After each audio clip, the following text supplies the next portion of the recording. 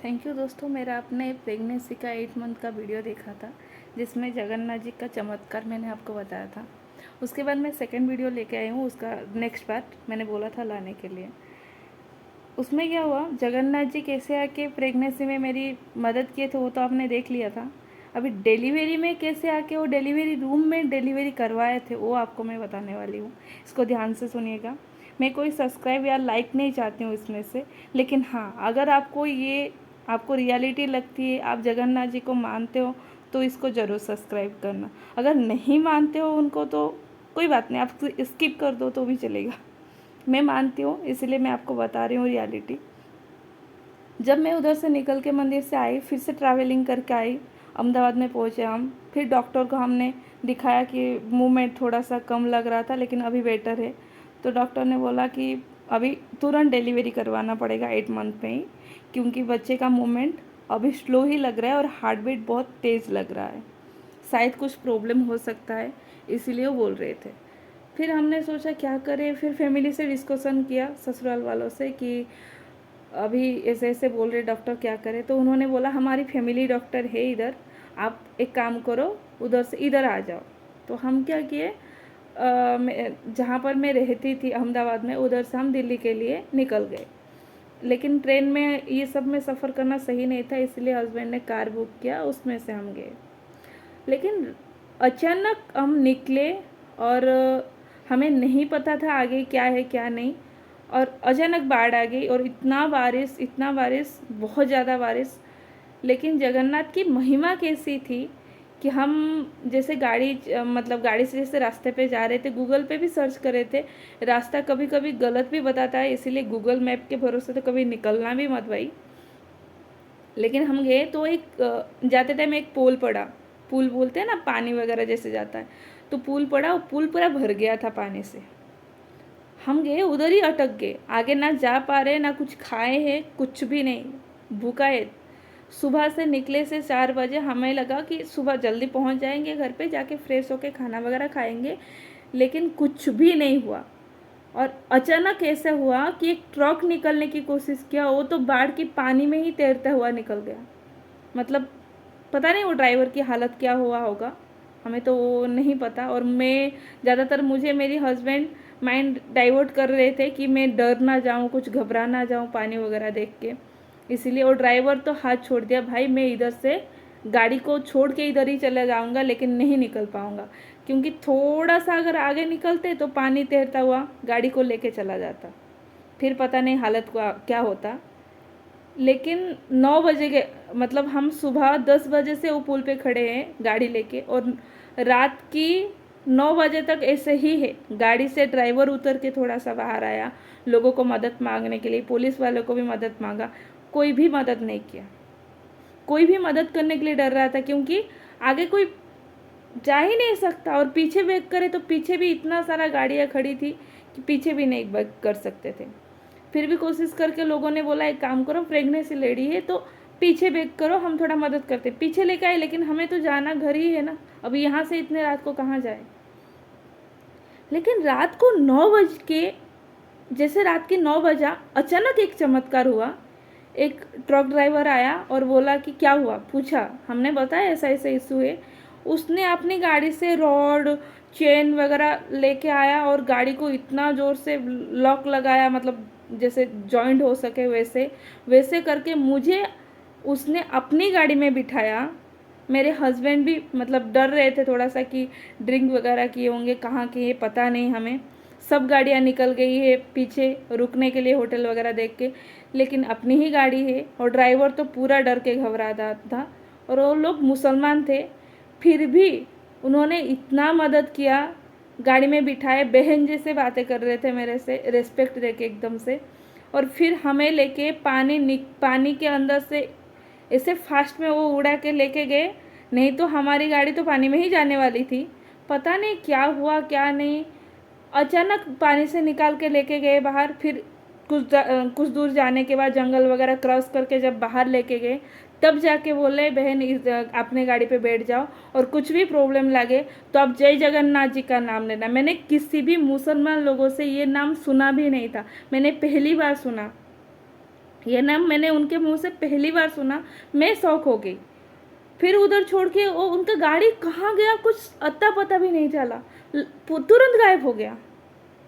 इसको जगन्नाथ जी का महिमा मान सकते हैं। लेकिन इधर स्टॉप नहीं हुआ है, इधर स्टॉप नहीं हुआ है। हमें ये जानना है कि जगन्नाथ जी ने डिलीवरी कैसे कराया मेरा। फिर क्या हुआ, हम जब घर पहुंचे, ड्राइवर भी पूरा घबरा हुआ, मैं भी पूरा डर गई थी सब। और बच्चे के मूवमेंट पूरा बंद, हार्ट बीट पूरा बंद, कुछ भी मूवमेंट नहीं, कोई भी हार्ट बीट नहीं, कुछ नहीं। और थोड़ा सा ब्लीडिंग वगैरह भी शुरू हो गया था मेरा। तो तुरंत डॉक्टर को फ़ोन किए, तो डॉक्टर ने रात की 1 बजे बुलाया कि ठीक है आधे घंटे बाद आप आ जाओ। आधे घंटे बाद हम गए, प्राइवेट क्लिनिक था, हम गए तो डॉक्टर ने बोला बच्चा बहुत नीचे आ गया है, मतलब डिलीवरी पोजीशन पे बच्चा आ गया है, अभी क्या करें। तो फैमिली सब ने बोला कि कुछ भी करके मतलब बच्चे का वेट वगैरह चेक करो। तो बच्चे, क्योंकि मैंने कुछ खाया ही नहीं था 8 मंथ तक, तो वेट क्या आएगा, वेट कुछ भी नहीं था। उसने बोला बच्चा अभी अगर डिलीवरी कराएंगे तो शायद ही, मतलब वेट बहुत कम है तो नहीं होगा। तो उसने जगन्नाथ जी का नाम लिया कि क्या पता नहीं, अचानक बच्चा थोड़ा मूवमेंट करने लगा, उसने थोड़ा सा ये किया, कुछ किया, और मुझे महसूस होने लगा कि बच्चा अंदर है, क्योंकि महसूस ही नहीं हो रहा था कुछ। फिर हमें इंजेक्शन वगैरह, दवाइयाँ वगैरह उनके प्रोसेसिंग में दे दिया और घर आ गए। घर आने के घर आने के बाद भी रोज रात की 9 बजा और तुरंत दर्द शुरू, रोज का रोज। और रोज मुझे एक इंजेक्शन और गोलियां लेनी ही पड़ती थी, बिना उससे मेरा होता ही नहीं था। उसके बाद ही थोड़ा ब्लीडिंग बंद होता था, या कुछ खा पाती थी या कुछ कर पाती थी, नहीं तो बिल्कुल नहीं। रातों का पूरा रात तो मैं जाग रही थी पूरा रात भर।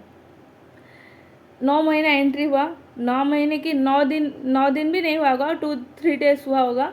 उसके बाद फिर से दर्द, ऐसे ही रात की 9 बजे। पता नहीं जगन्नाथ का क्या महिमा था, शायद वो रात को ही आना चाहते थे या रात को ही दर्द देना चाहते थे, पता नहीं।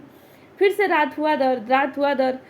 लेकिन एक दिन उन्होंने बोला शायद अभी ना दवाई वगैरह बंद कर दो, क्योंकि उनको पता चला कि वेट वगैरह नॉर्मल है। रोज़ हम चेक करने के लिए जाते थे, वेट वगैरह नॉर्मल जब लगा उनको कि हाँ करा सकते हैं, तो बंद कर दिया। बोले कि ठीक है अभी थोड़ा सा ठीक है, दवाई वगैरह चालू रखो या तो बंद कर दो, फिर हम अल्ट्रासाउंड करके फिर करेंगे, मतलब डिलीवरी का कुछ प्रोसेसिंग करेंगे। दवाई वगैरह बंद हुआ, जैसे 2 दिन बाद तुरंत फिर से दर्द शुरू हो गया। हम जाके आए थे सुबह, मेरी फैमिली से, मतलब पापा इन लॉ जाके आए थे हम दोनों, लेकिन कुछ पता नहीं था, नॉर्मल बिहेवियर था, मतलब नॉर्मल ही बोले, हार्ट बीट वगैरह ठीक है बोले।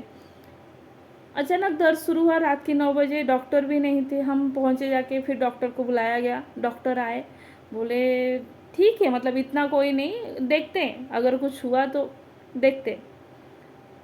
बोले अब चले जाओ घर। फिर उनको पता नहीं, भगवान की पूजा वगैरह करते थे वो, पूजा करके आए, बोले आप मत जाओ घर, रुक जाओ हॉस्पिटल में। मम्मी इन थे, मैं थी, तो हम दोनों हॉस्पिटल में ही रुक गए। उनका जो भी प्रोसेसिंग था वगैरह कुछ कर रहे थे। फिर सुबह जैसे हुआ, उन्होंने बोला चलो डिलीवरी रूम पे लेके गए।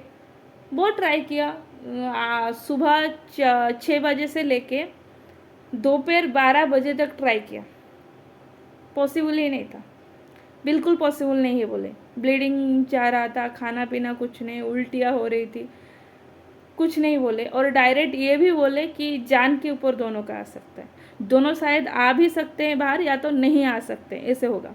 फिर मुझे समझाया गया कि ऑपरेशन के लिए अभी ट्राई करेंगे, आप डरो मत, कुछ नहीं होगा, आपने बहुत कोशिश किया, बहुत स्ट्रांग हो। ये सब लड़की को पता है, सब लड़की को पता है। ऑपरेशन के लिए सब लड़कियां सोचते हैं कि भाई नॉर्मल हो जाए, फैमिली वाले भी सोचते हैं नॉर्मल हो जाए, क्योंकि बाद में कभी कभी ताना सुनना पड़ता है कि तूने नॉर्मल नहीं कर पाई इसीलिए। लेकिन मुझे ऐसा नहीं था, मेरी फैमिली वाले बहुत सपोर्ट कर रहे थे। हस्बैंड जॉब में थे, उनको फ़ोन किया गया कि ऐसे ऐसे किया जाएगा ऑपरेशन, जो भी परमिशन वगैरह लेना था वो सब कुछ किया। फिर मुझे भी समझाया गया थोड़ा, मैं भी थोड़ा सा समझ गई, ठीक है उसकी महिमा, वो जो कर रहा है सही कर रहा होगा, इसीलिए। फिर डॉक्टर लेके गए हमें, मुझे ऑपरेशन थिएटर में। अंदर जाने के बाद जैसे वो जो इंजेक्शन लगती है ना हड्डी पे, वो लगा बिना पेन के लिए, मतलब नशा जैसा जो इंजेक्शन होता है वो लग गया। वो लगने के तुरंत बाद पूरा बॉडी अपना पैरालिसिस जैसा हो जाता है, कुछ महसूस नहीं होता है। लेकिन मेरा ऐसा कुछ भी नहीं हुआ, मेरा तुरंत उल्टियाँ शुरू हुई, फिर भी डॉक्टर ने भगवान को ये कर करके फिर उन्होंने ट्राई किया, बोले कोई बात नहीं, उल्टियाँ वगैरह मैंने कर लिया। फिर उसके बाद मतलब ऑपरेशन की प्रोसेसिंग और जो इंजेक्शन की असर थी वो थोड़ी थोड़ी लगी, मेरा हाथ पैर कुछ महसूस नहीं होने लगा, ये हो जाता है। तो हुआ जैसे ऑपरेशन हो गया और बच्चा निकल के बाहर आया, वैसे ना सिलाई पड़ाई कुछ भी नहीं, मैं तुरंत उठ के बैठी, वैसे ही पेट कटा हुआ है वैसे ही उठ के बैठी, और उल्टी रोना कुछ भी नहीं समझ में आ रहा था, पागल जैसे हो रही थी, एकदम पागल जैसे, जैसे मैं उठ के कहीं चले जाऊं, लेकिन पैरों में हाथों में वो तो महसूस नहीं हो रहा, पैर कोई महसूस ही नहीं हो रहा था, लेकिन फिर भी ऐसे लग रहा था उठ जाऊं, कुछ कर लूँ या तो मुझे छोड़ दो, कुछ मत करो। फिर वो जगन्नाथ की महिमा थी कि क्या पता नहीं, थोड़ा सा शांत हुई, और जो भी डॉक्टर का प्रोसीजर था इलाई वगैरह करने की, स्टिच वगैरह देने की, उन्होंने किया। फिर बच्चे को लाके मुझे दिए, दिखाए थोड़ा सा, और उन्होंने बोला ये कोई मामूली बच्चा नहीं है, इसका जो हाइट वगैरह जो भी था ये कोई मामूली बच्चा नहीं है, हाथ जोड़ के ही आया है भगवान को, और ये बच्चा बहुत ही अलग है, डायरेक्ट बोले बहुत ही अलग है।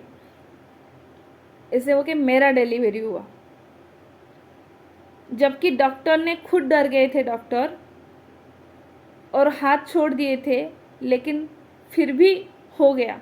सबको बोले कि वो मैंने नहीं करवाया, शायद कोई भगवान आके करवाए, और मुझे पता है कोई और नहीं, मेरा जगन्नाथ जी ही आके करवाया, इसलिए मैं जगन्नाथ जी को मानती हूँ। शायद आपके साथ ये हुआ भी होगा, कभी ना कभी किसी ना किसी सिचुएशन में हुआ ही होगा, और वो आके खड़ा भी हुए होंगे आपको, जो कि पता नहीं होगा।